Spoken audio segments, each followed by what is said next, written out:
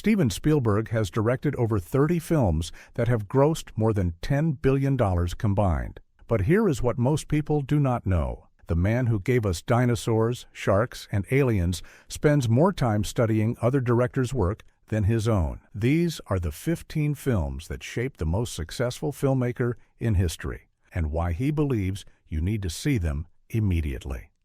Fantasia, 1940. Before Spielberg ever dreamed of making blockbusters, a young boy in Arizona sat mesmerized in front of a television watching animated hippos dance to classical music. That film was Walt Disney's Fantasia, and Spielberg has called it one of the most ambitious artistic experiments ever attempted in mainstream cinema. Disney nearly bankrupted his studio making this film. The production cost over $2 million in 1940 money, which would be roughly $40 million today. Critics at the time were divided. Some called it pretentious nonsense, while others declared it a masterpiece that elevated animation to high art. Audiences largely stayed away during its initial release, making it one of Disney's biggest commercial disappointments.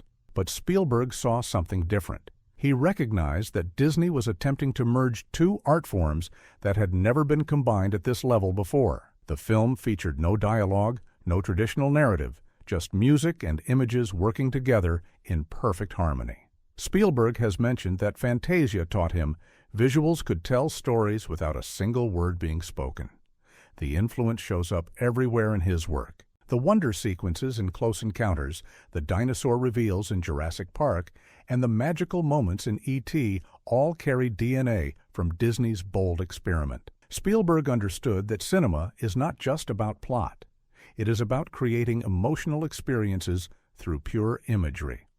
Pinocchio, 1940. Spielberg once confessed that Pinocchio gave him nightmares as a child, and those nightmares shaped his understanding of what cinema could accomplish emotionally. Disney's second animated feature remains one of the darkest family films ever produced, featuring children transformed into donkeys and sold into slavery. The animation techniques used in this film were revolutionary. Disney employed over 700 artists and spent 2.5 years in production. The multi-plane camera work created depth that audiences had never witnessed in animation before. Every frame cost enormous amounts of money, and the studio nearly collapsed under the financial pressure. Spielberg has spoken about how Pinocchio taught him that family entertainment does not need to be sanitized. The film confronts themes of temptation, mortality, and sacrifice with unflinching honesty. When Pinocchio lies, his nose grows. When he makes bad choices, real consequences. The whale sequence alone traumatized an entire generation of children. Yet Spielberg argues this is precisely what made the film unforgettable. Modern filmmakers often shy away from scaring young audiences, but Spielberg learned from Disney that controlled fear creates lasting emotional impact. The terrifying moments in Jaws, the intensity of the kitchen scene in Jurassic Park, and the darker elements of his adventure films all trace back to lessons learned from a wooden puppet trying to become a real boy. The Wizard of Oz, 1939. Every filmmaker has that one movie that made them understand cinema was magic. For Spielberg, it was watching Dorothy step from black and white Kansas into Technicolor Oz. He has described this moment as the single most important transition in film history, a visual representation of entering a completely different world. The production was legendary chaos. 4 different directors worked on the film. Buddy Ebsen was originally cast as the Tin Man, but nearly died from aluminum dust poisoning. Margaret Hamilton suffered severe burns during the witch's disappearing act. The Munchkin actors faced notoriously difficult working conditions. Despite all this turmoil, the finished product achieved something miraculous. Spielberg points to the emotional arc as the film's greatest achievement. Dorothy travels across an entire fantasy world, defeats evil, and makes incredible friends, only to realize she wanted to go home all along. This structure influenced countless Spielberg protagonists who discover what truly matters only after extraordinary journeys. The film flopped initially. MGM spent almost $3 million on production and marketing, but barely broke even during its theatrical run. Only through television broadcasts in the 1950s did The Wizard of Oz become a cultural phenomenon. Spielberg has noted this taught him an important lesson. Sometimes great art needs time to find its audience. Quality eventually rises to the surface. Singin' in the Rain, 1952. When people think of Spielberg, musicals are not the first genre that comes to mind. Yet he has repeatedly championed Singin' in the Rain as one of the most perfectly constructed films ever made. The choreography, the comedy, the technical brilliance, everything works in complete harmony. Gene Kelly was notorious for his perfectionism during production. He would force dancers to repeat sequences dozens of times until every movement aligned precisely. The famous title number where Kelly dances through puddles was filmed while he was running a high fever. The studio created an entire city block inside the soundstage and used milk mixed with water to make the rain more visible on camera. Spielberg appreciates how the film examines Hollywood itself during the transition from silent movies to talkies. The satire is sharp, the performances are energetic, and the technical execution remains astonishing even 70 years later. Co-directors Stanley Donen and Gene Kelly achieved something that most filmmakers never accomplish. They made perfection look effortless. Critics consider this the greatest musical ever filmed, and Spielberg agrees. He has mentioned studying the blocking and camera movements for inspiration on his own projects. The way musical numbers flow naturally from dialogue scenes influenced how he integrates action sequences into narrative storytelling. Entertainment this pure, this joyful, requires extraordinary craft to achieve. Casablanca, 1942. Spielberg has called Casablanca the most romantic film ever made, which is remarkable considering he is not typically associated with romance. But his admiration reveals something deeper about his understanding of storytelling. Great films are not about genre, they are about emotional truth. The production was famously chaotic. The screenplay was being written as filming progressed. Ingrid Bergman reportedly did not know which character she was supposed to end up with until the final scenes were shot. Director Michael Curtis managed this chaos brilliantly, creating tension that feels genuine because, in many ways, it was. What Spielberg loves most is how the film balances intimate romance with global stakes. Rick and Ilsa's relationship matters because the world is burning around them. Personal sacrifice gains meaning when set against enormous historical forces. This balance appears throughout Spielberg's career. Think about the love stories embedded in Empire of the Sun, Schindler's List, and Saving Private Ryan. The film won 3 Academy Awards, including Best Picture, and became one of Warner Brothers' most successful releases. But Spielberg notes that awards do not capture what makes Casablanca timeless. It is the final scene. It is Bogart walking into the fog. It is a man choosing duty over desire. Cinema has never produced a more perfect ending, and Spielberg has spent his career chasing that kind of emotional perfection. To Kill a Mockingbird, 1962. Spielberg has described Gregory Peck's Atticus Finch as the most heroic character in American cinema history, not because he fights villains or saves worlds, but because he stands for moral principle when standing costs everything. This quiet heroism deeply influenced how Spielberg constructs protagonists. Director Robert Mulligan created something remarkable. He adapted Harper Lee's beloved novel without sacrificing its intimate Southern atmosphere. The black and white cinematography captures Depression-era Alabama with documentary authenticity.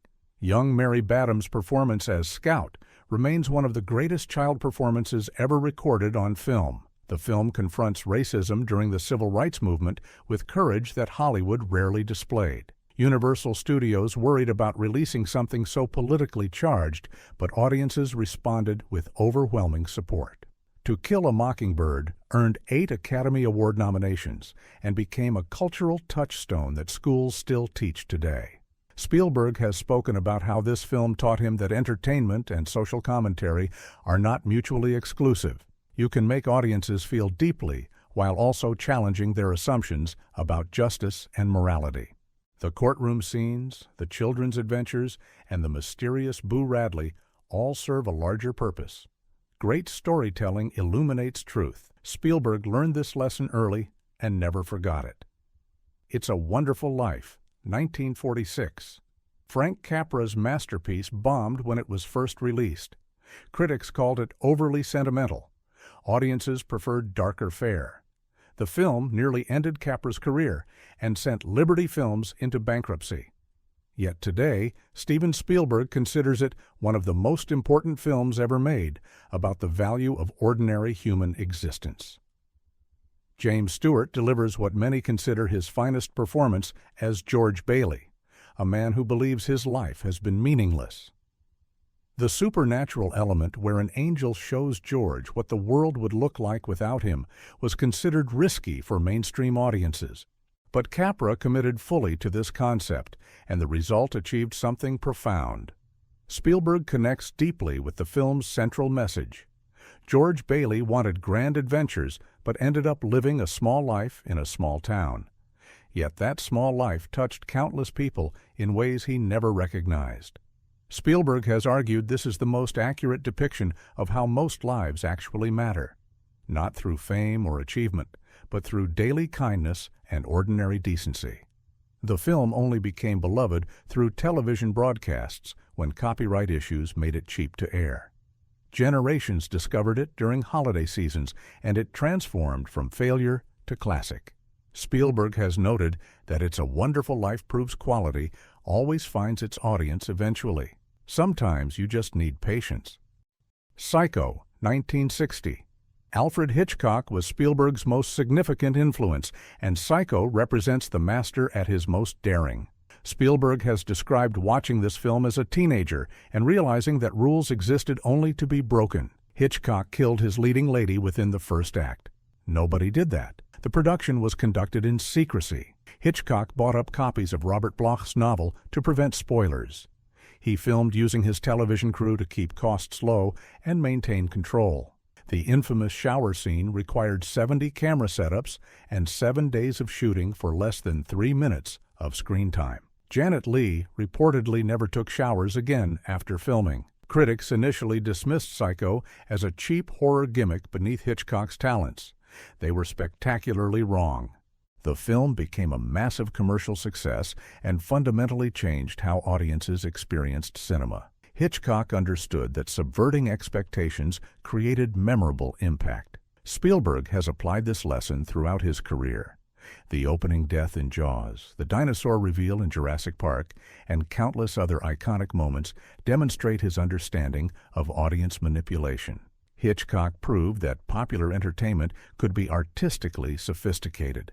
Spielberg built his entire career on that foundation. Dr. Strangelove, 1964. Stanley Kubrick's nuclear satire terrified and delighted audiences during the Cold War's darkest days. Spielberg has called it the bravest comedy ever made because Kubrick was essentially joking about human extinction. The audacity remains staggering. Peter Sellers played 3 different characters, each more absurd than the last. The film was originally planned as a serious thriller, but Kubrick realized the material was so dark that only comedy could capture its truth.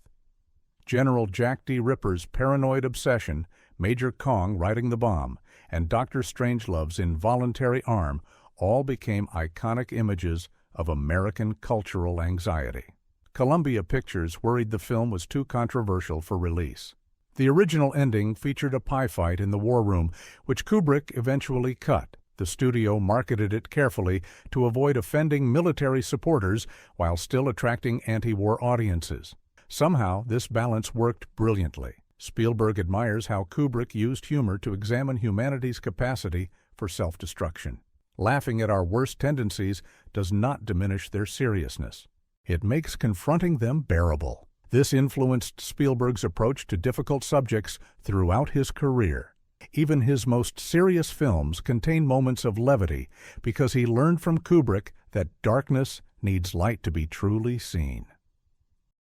2001, A Space Odyssey, 1968. Spielberg has called 2001 the most influential science fiction film ever made, and the evidence supports this claim. Before Kubrick's masterpiece, space movies featured rocket ships on strings and aliens in rubber suits. Afterward, audiences demanded visual authenticity and philosophical depth. The production lasted 4 years and pushed every technical boundary.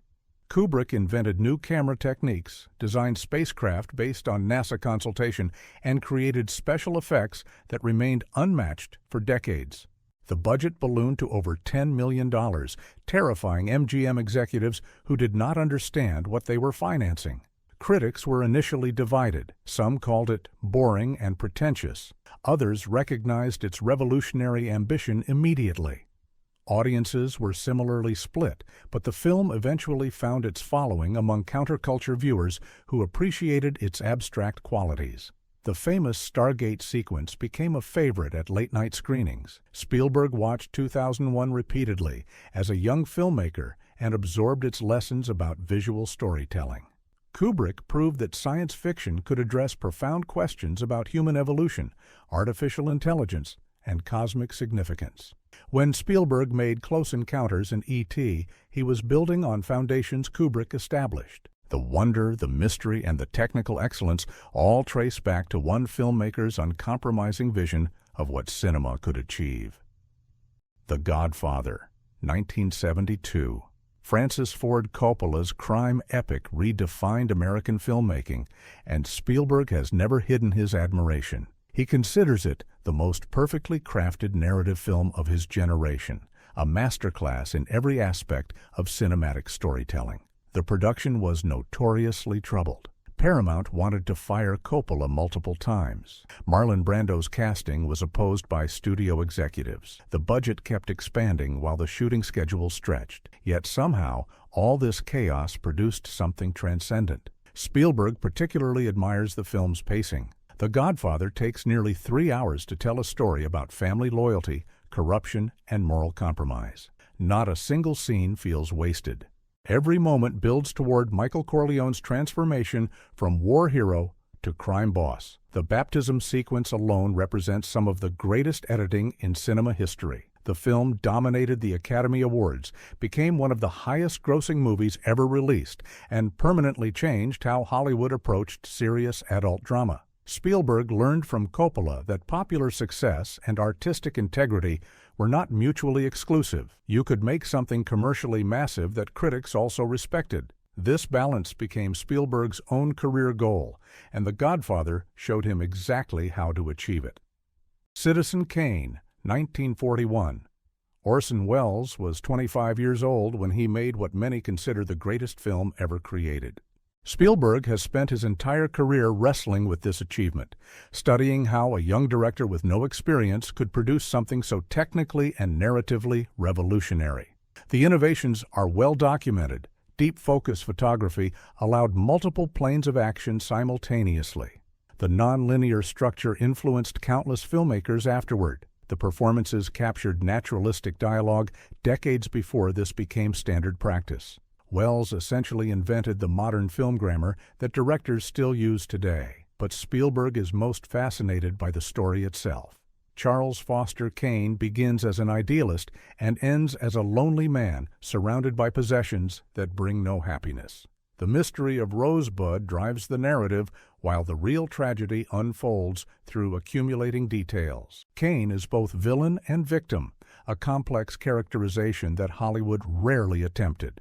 RKO Radio Pictures gave Welles unprecedented creative control, which he used to attack newspaper magnate William Randolph Hearst.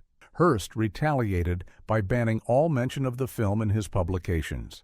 This controversy destroyed Welles's Hollywood career, but could not diminish his achievement. Spielberg argues that Citizen Kane taught filmmakers to aim for immortality, not just success. Some films deserve to exist regardless of commercial outcome. The Searchers, 1956. John Ford's Western masterpiece influenced Spielberg more directly than perhaps any other film. He has screened it for collaborators before major productions, studied its compositions obsessively, and recreated its imagery in projects ranging from Close Encounters to Saving Private Ryan. John Wayne delivers his most complex performance as Ethan Edwards, a Confederate veteran searching for his kidnapped niece across years of brutal frontier warfare. The character is heroic, yet racist, sympathetic, yet terrifying. Ford refused to simplify this moral ambiguity, creating a protagonist who audiences admire and fear simultaneously. The cinematography remains breathtaking. Monument Valley locations achieved mythic grandeur that defined how Americans imagined the Western frontier. Ford understood that landscapes could function as characters, expressing emotional states through composition and color. These techniques directly influenced Spielberg's approach to visual storytelling. Critics initially dismissed The Searchers as a routine genre exercise. Only later did scholars recognize its subversive treatment of American history and racial violence. The film examines what obsession costs the obsessed, how revenge corrupts the righteous, and whether civilization can redeem wilderness violence. Spielberg argues these themes remain relevant because they address fundamental human questions. Great cinema does not date because truth is timeless. Seven Samurai, 1954. Akira Kurosawa's epic action film transformed how filmmakers approach ensemble storytelling, action choreography, and narrative pacing. Spielberg has repeatedly called it the most entertaining film ever made, and watching it reveals why his assessment is accurate.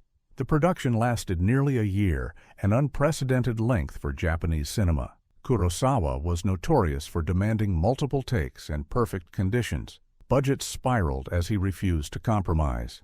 Toho Studios nearly shut down production multiple times, but Kurosawa's vision eventually prevailed. What makes Seven Samurai remarkable is how Kurosawa balances individual characterization with collective action. Each samurai has distinct personality, fighting style, and narrative arc. When violence erupts, audiences understand exactly who is fighting and why it matters. The final battle in the rain remains one of cinema's most visceral action sequences. Hollywood immediately recognized Kurosawa's genius. The film was remade as The Magnificent Seven, but countless other movies borrowed its structure. Spielberg absorbed lessons about building ensemble casts, creating memorable action sequences, and balancing spectacle with character development. Every blockbuster owes something to Kurosawa's achievement. Spielberg simply acknowledges this debt more openly than most filmmakers. Lawrence of Arabia, 1962. David Lean's desert epic stands alone at the top of Spielberg's list. He has called it the film that made him want to become a director, the movie he watches before starting every major production, and the most perfect combination of technical mastery and emotional storytelling ever achieved. Peter O'Toole's performance as T.E. Lawrence remains astonishing. The character transforms from idealistic adventurer to traumatized warrior over nearly 4 hours of runtime. Robert Bolt's screenplay captures Lawrence's contradictions without simplification. Lean's direction creates images of such overwhelming beauty that viewers understand why men would die for this desert landscape. The production was legendary suffering. Cast and crew endured extreme heat, equipment failures, and creative conflicts. Freddie Young's cinematography required transporting massive cameras across terrain that defeated armies. Yet every frame justifies this effort. No film has ever made sand and sky feel so alive. Columbia Pictures initially worried that audiences would not sit through such a lengthy historical drama. They were magnificently wrong. Lawrence of Arabia dominated the Academy Awards, became a massive commercial success, and permanently influenced how Hollywood approached epic filmmaking. Spielberg argues that everything he has accomplished traces back to sitting in a theater as a teenager, watching camels cross that desert horizon, and knowing that he had to spend his life creating images this powerful.